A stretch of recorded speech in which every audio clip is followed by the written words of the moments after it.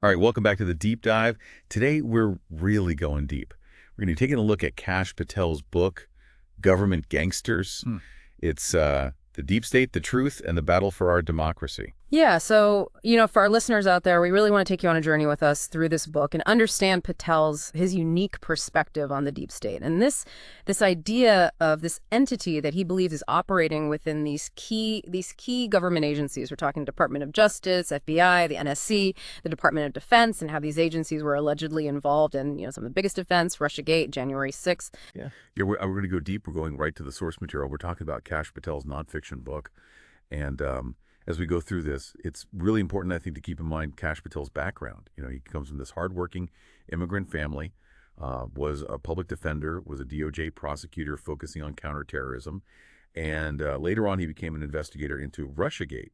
And Patel says all of this experience is really what gave him this front row seat to what he calls this rank corruption within the elite and the deep state. So to start, what exactly does Kash Patel mean when he says deep state? Well, that's what's so fascinating about this is that he gives a really straightforward definition, and he describes the deep state as this network, right? This network of bureaucrats, these corrupt bureaucrats that he says are working to actively undermine the authority of the President of the United States. And he even gets really specific about how they allegedly do this, right? So he says they intentionally slow walk presidential orders, they leak information, and he's talking about leaking false information, right? False information to really try to hurt the administration's reputation. And even more than that, he talks about how they restrict the options that are even presented to the president when they have to make big decisions. And the most extreme thing is that they'll even manufacture evidence to go after people they don't like. And he uses really colorful language. He calls them thugs in suits. He calls them government gangsters. So I think the big takeaway here isn't just the label deep state. Right. It's this idea that Patel is laying out that there are specific tactics, information control, bureaucratic obstruction, and that these tactics are used to manipulate the system. And that's a pretty strong view, I would say. And it definitely gives us a glimpse into where he's coming from on these issues. And he spends some time in the book talking about his own values, too. And he kind of presents these values as being at the core of how he sees this corruption. Well, I think that's an important piece of the puzzle here. When we try to step back and look at the big picture of Patel's argument, I think understanding his values does give us important context for his criticisms. Right. So he identifies as a conservative, and he lays out his core values. He talks about pride in America, hard work, personal initiative. He talks about fairness and applying the law equally. He believes in personal responsibility, and he's very much opposed to special favors, to any sort of preferential treatment. And he makes the argument that these are actually, these are basic American values that a lot of people share, and that what he calls the deep state's actions, he says they directly violate those values. So before his time at the Department of Justice, Patel spent a good amount of time as a public defender.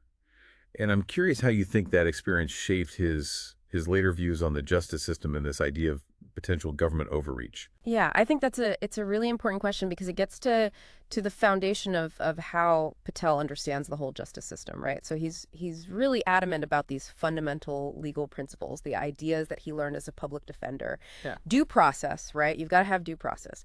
This presumption of innocence until proven guilty. The Brady rule, which, requires prosecutors to share any evidence that might help the defendant, right? Not just the evidence that hurts the defendant. And, he even talks about kind of contradiction that he observed among some of the public defenders, who lean to the left, right. So they're generally big advocates for the rights of the accused. But sometimes, he noticed, they weren't so eager to represent, certain types of clients, like the people who were accused of, I guess, you could say seedier crimes, right? And he says the big takeaway for him from that experience was that it is so important to be willing to challenge law enforcement, to challenge prosecutors, right? If the evidence, if the law, if those things back it up, if there's a legitimate reason. So it seems like from early on, he developed this deep skepticism of unchecked power, right?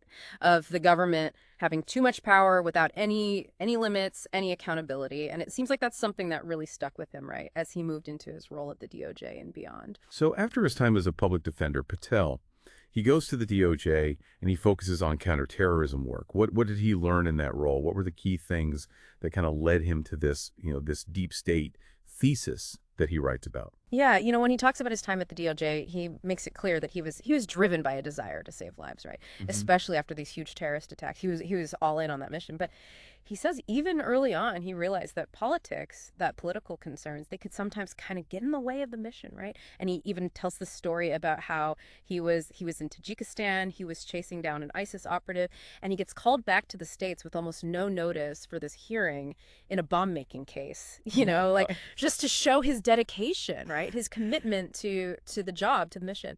And then, he became the DOJ liaison with SOCOM, U.S. Special Operations Command, and that meant managing all the legal complexities of special ops, right? The things they do, and the challenge of using what they call captured enemy material, CAM, Yeah. as evidence in courts, right? In U.S. courts, Yeah. and still upholding due process, right? Yeah. Making sure it's fair. So, that role, I think it gave him this really unique view, right, of where national security and the law intersect. And maybe he saw how political pressures can really influence things in these really sensitive areas. And it was at the DOJ, working there, where Patel really started to criticize the DOJ leadership, especially during the Obama administration. What were some of those key criticisms? What did he point to? That's right. He really focuses on the 2012 Benghazi attack, right? And he alleges that Attorney General Eric Holder's DOJ, they had a ton of evidence against multiple people who were involved in the attack, but they only prosecuted one guy. And Patel suggests that this was because of politics, Right. that they were more worried about protecting Hillary Clinton's political ambitions or chances of becoming president. And they weren't as focused on actually getting justice for the victims of the attack. And then he contrasts this with his own experience as the lead prosecutor in the World Cup bombing case in Uganda, right? Yeah. In 2010. And he says that was a great example of how government agencies can work together successfully, Okay. both within the U.S. and internationally. He claims that, the corruption he saw within the DOJ, he says it's reached these unbelievable levels, right? But he also makes it clear that his goal is to reform, to fix federal law enforcement, not to just destroy it. And one of his big concerns is this idea of a two-tiered justice system, Yeah. where he says, look at how people involved in January 6th were treated versus how cases involving Hunter Biden or illegal immigrants who've committed violent crimes, how those cases are handled. So after his time at the DOJ, there was this article written by Alexander Ignatius. And his article was critical of Patel. What did Patel say about this article in his book? Well, Patel basically, he dismisses the Alexander Ignatius article. He says it's nothing but a smear campaign, a smear campaign that was orchestrated by people within the deep state, right? Yeah. Because he had been trying to expose this alleged misconduct, right? This misconduct in the FBI and the DOJ during Russiagate. And he claims the article relied on anonymous sources. It didn't offer any real hard evidence. And, he says they didn't actually prove anything, right? They used vague language, insinuation. Patel calls it the work of the fake news media mafia, Right. Being fed information by anonymous people in the deep state. And he finds it really ironic.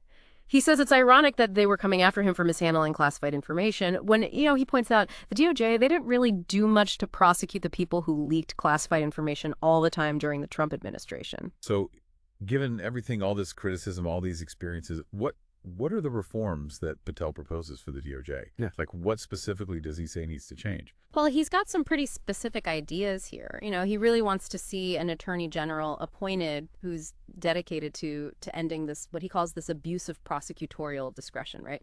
He wants to make sure that the law is applied equally to everyone, no matter what their political views are.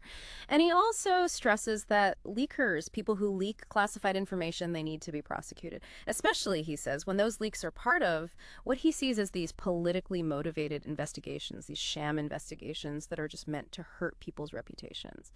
And to make things more transparent, to make the system fairer, he says there needs to be a consistent standard for announcing investigations, when something is a matter of public interest, when to announce those investigations. And lastly, he argues that, cases shouldn't just automatically be prosecuted in Washington, D.C. He says you need to find a jurisdiction, where you can get a fair jury, a jury that's not already biased one way or the other. And he even points to the Sussman trial as an example, where he says the jury pool was probably, leaning in a particular direction. And he thinks all of these reforms are key to restoring public trust in the DOJ, to make sure that justice is applied equally to everybody. So we're moving into part two now. And this part really gets into the FBI and Russiagate. And Russiagate, I mean, it's such a complex topic. So what was his role in all of this? How did he get involved in the investigation? So the Russiagate investigation, from Patel's point of view, it's really when he believes that he started to uncover this serious corruption in the FBI and the DOJ. Corruption specifically related to these allegations about Trump colluding with Russia. Right. And he's pretty critical of the media, of the mainstream press. He thinks they weren't really interested in finding the truth about Russiagate. And he even talks about how he was initially reluctant to join the House Intelligence Committee, the HPSCI, but he agreed to help Devin Nunes. And the understanding was that Nunes would then support him in getting a position on the NSC.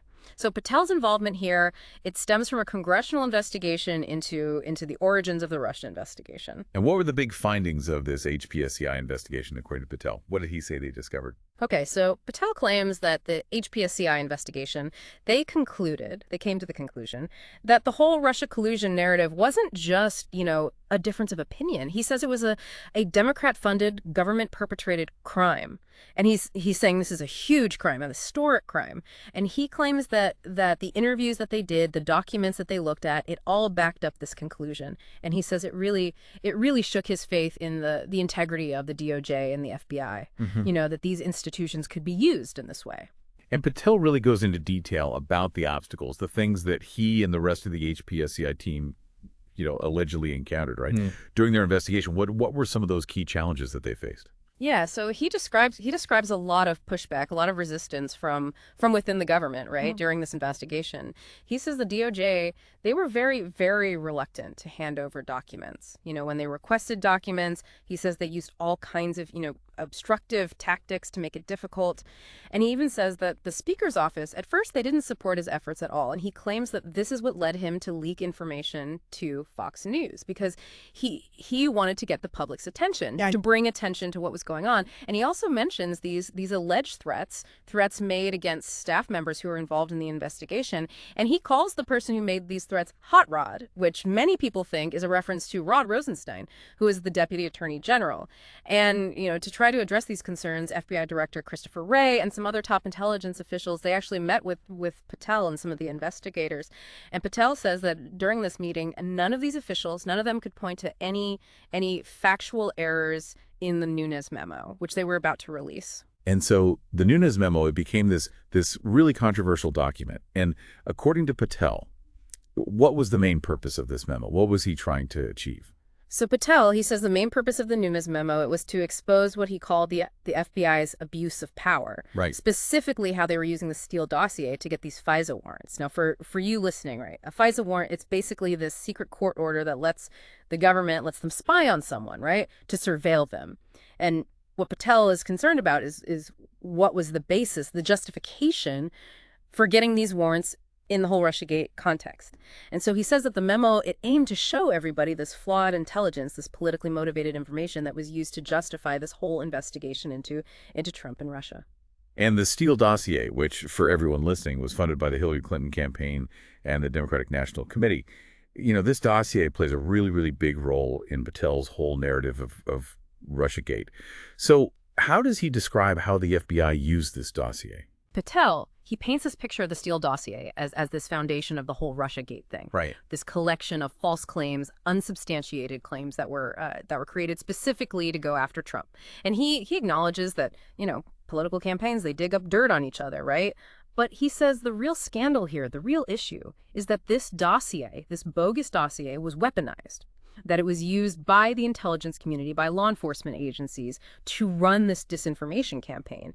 And he points to the fact that Christopher Steele, the guy who wrote the dossier, was also an FBI informant, which to Patel raises some big questions, right, about why the FBI was relying on information from this guy who had a political agenda. So Patel specifically mentions this Yahoo News article written by Michael Isikoff, and this article is about these alleged meetings between Carter Page, who is a Trump campaign advisor, and some Russian officials in Moscow.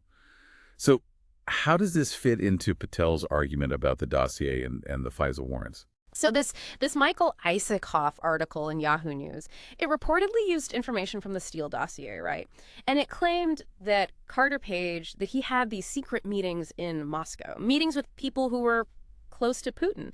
And the article suggested that there was this quid pro quo going on, that the Russians were offering dirt on Hillary Clinton. And in exchange, Page was supposedly promising that a Trump administration would be softer on Russia, right? Would have a more favorable foreign policy.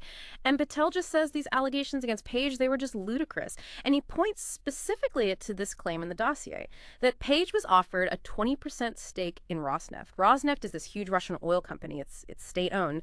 And Patel says it's wildly improbable given how much Rosneft is worth. And at the time, most people didn't even think Trump was going to win. So why would they offer this huge deal? And then he says the FBI, they use news articles like Isakov's, right, which were based on the dossier, to get these FISA warrants to spy on Carter Page. So he calls it a circular reporting ring where these unverified claims from the dossier, they get leaked to the press, they get reported as news. And then these articles, they're used as evidence to get the warrants. It's kind of mind-boggling. And then there's all these key figures within the FBI, the intelligence community, people like Andrew McCabe, James Clapper, Peter Strzok, Lisa Page. And Patel, he has some pretty strong allegations about what they did during Russiagate. What are those allegations? He claims that Andrew McCabe, who was the deputy director of the FBI, that he testified under oath that the FISA warrant against Carter Page, it would not have been approved without the information in the Steele dossier. So to Patel, that makes the dossier the key piece of evidence, right? Yeah. The thing that allowed them to get that warrant. And he also says that James Clapper, who was the director of national intelligence, that he lied on CNN. Uh-huh. That he said the Steele dossier wasn't used to start the FBI's investigation. But Patel says that's not true. And then there's these text messages, right? The text messages between Peter Strzok, who's an FBI agent, and Lisa Page, his colleague. And these texts, Patel says, they show that Strzok and Page, they were biased against Trump. And they even talked about this insurance policy against him.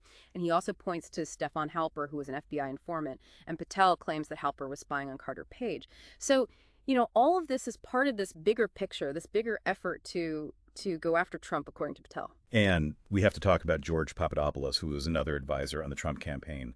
How does Patel describe Papadopoulos' role and what happened to him?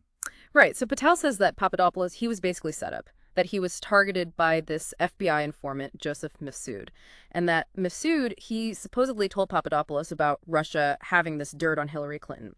But Patel says this information, it was never verified, and it was reportedly shared with an Australian diplomat who then told the FBI, but not through the normal channels, not through the usual intelligence sharing protocols. It was weeks later that they found out. And Patel suggests that this whole thing with Papadopoulos, it was used as an excuse, a pretext, to start the FBI investigation into Russian interference. And he says the deep state, they basically panicked after Trump won. They went into full-scale panic mode, and they kept pushing this Russia collusion story, even though the FBI couldn't find any real evidence.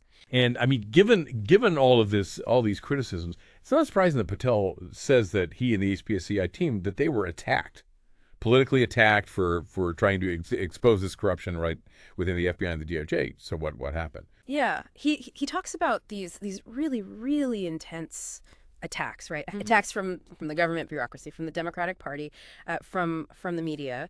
He says Devin Nunes and the HPSCI team, they committed this unforgivable sin in Washington, which was trying to hold these powerful people accountable, trying to expose their alleged corruption. And he says that made them, basically public enemy number one to these groups.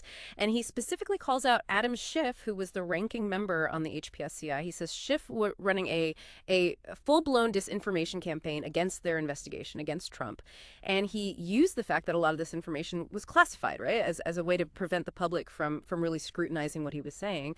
And Patel also goes into detail about these attacks against him personally. Yeah. In the media, he says there was this fake story about him ambushing Christopher Steele in London, and a smear campaign that involved his amateur hockey team, the Dawn. So it was pretty intense. So after all of this, after Trump fires James Comey, we get the Mueller special counsel investigation. What was Patel's take on this? What did he think about the Mueller investigation? So Patel, he sees the Mueller investigation as this deeply flawed, politically motivated thing. He calls it this completely unaccountable, corrupt strike team of Democrat lawyers. And he says their goal was to keep the Russia collusion story alive, to find anything they could to try to get Trump out of office. He calls Robert Mueller an utter swamp creature who's very close to Comey and McCabe. And he criticizes the makeup of Mueller's team, the 13 angry Democrats, as Trump called them. He says they were biased against Trump. They had donated to Democrats in the past. And he argues that the Mueller report, they had all these resources, they had all this time, but they didn't mention Fusion GPS, which was the firm that hired Steele to write the dossier. He says the report had factual errors. They didn't really look into what Stefan Halper was doing. And he's really critical of Mueller's statement that the report doesn't exonerate Trump. He calls that a bastardization of due process. And he says, the burden of proof, it lies with the prosecution. And to him, the fact that the Mueller investigation ended without finding any evidence of collusion, to him, that just proved that the whole thing was a hoax. So even though the Mueller report didn't find any evidence of collusion, Patel says there was a lack of accountability for the people who he believes were responsible for the abuses that happened during Russiagate, who are some of the people he names. Yeah. So he names a few people. He talks about James Comey, how Comey got these book deals even though he admitted to leaking classified information. And Andrew McCabe, how he was fired from the FBI for lying about leaks, but he didn't face any charges. He got media contracts. And Peter Strzok, how he was allowed to stay at the FBI for years after his misconduct, his bias was discovered. And then there's John Carlin, who was promoted in the DOJ under Biden, and Mary McCord, who still holds these prestigious positions, and Brian Otten, who was an FBI analyst. And Patel says that Otten knew about problems, inconsistencies with the dossier, but he still pushed for FISA warrants against Carter Page. And he didn't tell the court about the information that might have helped Page, the exculpatory information. And he even notes that Otten was apparently involved in the investigation into Hunter Biden's laptop. So Patel is saying, look, these people, they were never really held accountable for what they did. So moving on to more recent events, Patel he's very outspoken about the FBI raid on Mar-a-Lago, right, from Trump's residence. Back in August of 2022, what was his initial reaction? What were his concerns about the raid? Well, Patel says that the raid on Mar-a-Lago, which was completely unprecedented, right? This is the first time a former president's home was searched by federal agents like this. He says it was a shock, even though he was already critical of the FBI. And he points out that this raid, it was approved by Merrick Garland. And he suggests that the White House, that they were probably involved too, even though they denied it publicly. And he says that this raid was a much bigger deal than Watergate, a much bigger breach of precedent, of how things are supposed to be done. And he criticizes the FBI and the DOJ for not explaining why they did the raid, what was the reason. And he thinks it was meant to intimidate Trump. And he's also skeptical of the shifting justifications for the raid. First it was classified documents, then it was extremely sensitive intelligence. And he points out that Trump left office almost 2 years before the raid, and they waited until the weekend to do it. And he compares it to the Clinton email investigation, how Comey gave all these legal reasons for not charging Clinton. And Patel emphasizes that Trump was cooperating with the DOJ before the raid. He even added a lock to the storage room where the documents were at their request, and then the FBI, they broke the lock to get in. And he alleges that they probably judge shopped, right, to find a judge who would be more likely to approve the warrant. And he says, look, why didn't they raid Clinton's home? Why wasn't Comey prosecuted for admitting that he leaked classified information? And then he mentions this affidavit that they released after the raid. It was heavily redacted, so you couldn't really see what it said. And he says he even got death threats after that. And given everything he's saying about the FBI, what are the reforms? What does he say needs to be done to fix the FBI? Well, he's got some big ideas here. He says the FBI headquarters, it needs to be moved out of Washington, D.C. He thinks that would help to reduce the political influence, get them away from all those pressures. And he wants to decentralize authority within the FBI, give more power to the agents in the field, to the supervisors, and rewrite the justice manual to reflect this. He also says the FBI needs to narrow its focus, to focus on real threats, on national security issues, and not get involved in, what he sees as these ideological witch hunts, these politically motivated investigations.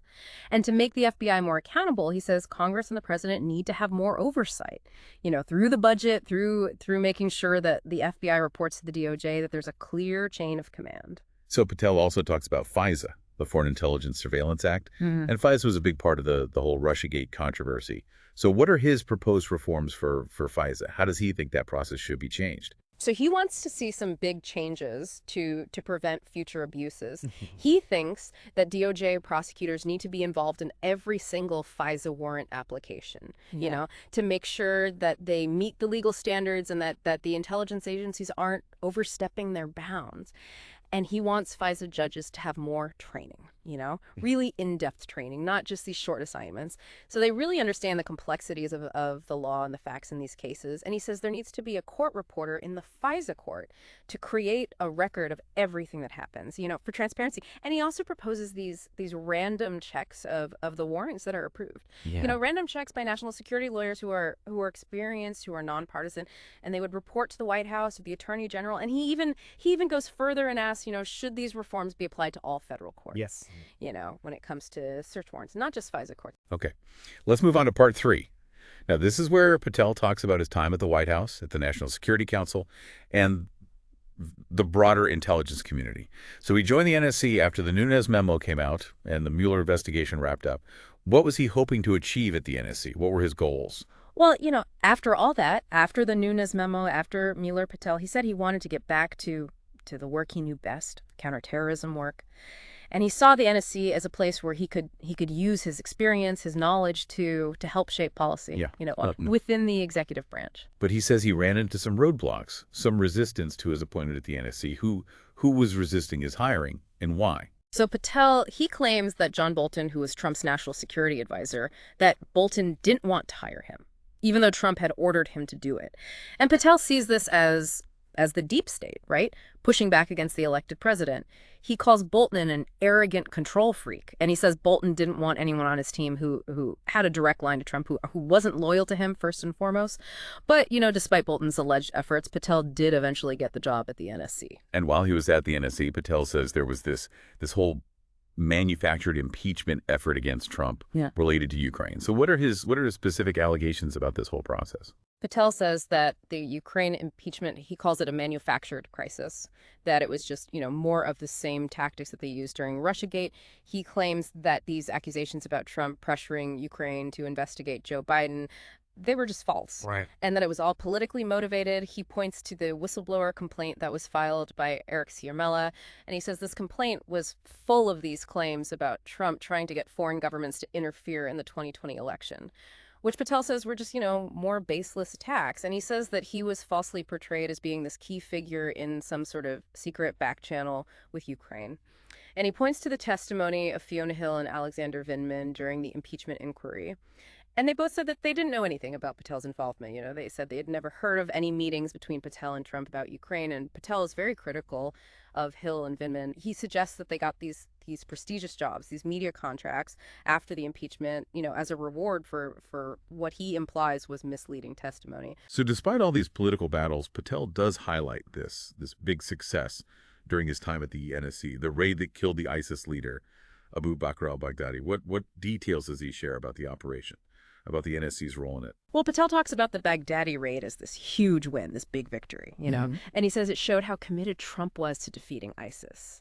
And he talks about this feeling of accomplishment within the NSC, when these counterterrorism operations were successful, when American hostages were brought home. He says Trump gave this very clear, decisive order to get Baghdadi.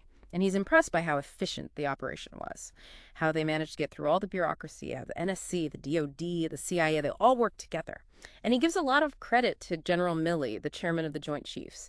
He says Milley played this crucial role in coordinating with the Russians, to make sure that the U.S. could fly through their airspace during the raid, even though the Russians were, they were making threats. And Patel describes being in the Situation Room, watching the raid live. It was this really tense moment, he says. With Trump, the First Lady, Pence, Esper, he says Esper showed up uninvited, and some people were left out, like Mick Mulvaney. And he goes into detail about, the assault on the compound, how Baghdadi ran into a tunnel and blew himself up, and how they confirmed that he was dead. And he talks about the NSC contacting the families of the ISIS victims, the Kassigs, the Saltlofts, the Muellers, the Foleys, before they made the announcement to the public. And he says it was the First Lady's idea to have Trump announce the success of the raid from the diplomatic reception room. And Patel says, this sent a message, this powerful message to all the terrorists out there. And he even mentions how Trump talked about the raid during the State of the Union. But Patel also talks about, he calls it the bad, the things that went wrong at the NSC, the things that were difficult. And he focuses on this bureaucratic obstruction, right, from the intelligence community. What were some of those challenges that he faced? So he says he had a lot of trouble getting people to do what Trump wanted. Yeah. Especially when it came to ending these forever wars, bringing hostages home, taking out terrorists. He says the DOD, the CIA, they often resisted carrying out Trump's orders. And their excuse was that the NSC, they set policy. They don't run operations. So they didn't have to, do what the NSC said. And Patel says he often had to go directly to Trump, you know, Yeah. to get around this bureaucracy. And he gives this example about an al-Qaeda terrorist, how he had to go to Trump to get things moving. And he says that Gina Haspel, who is the CIA director, she complained about him, about Patel supposedly interfering in operations. And then there's the ugly. That's what Patel calls it. And this part is about all these intelligence shakeups during the Trump administration and all these efforts to declassify documents. So what happened? What was Patel's take on all of this?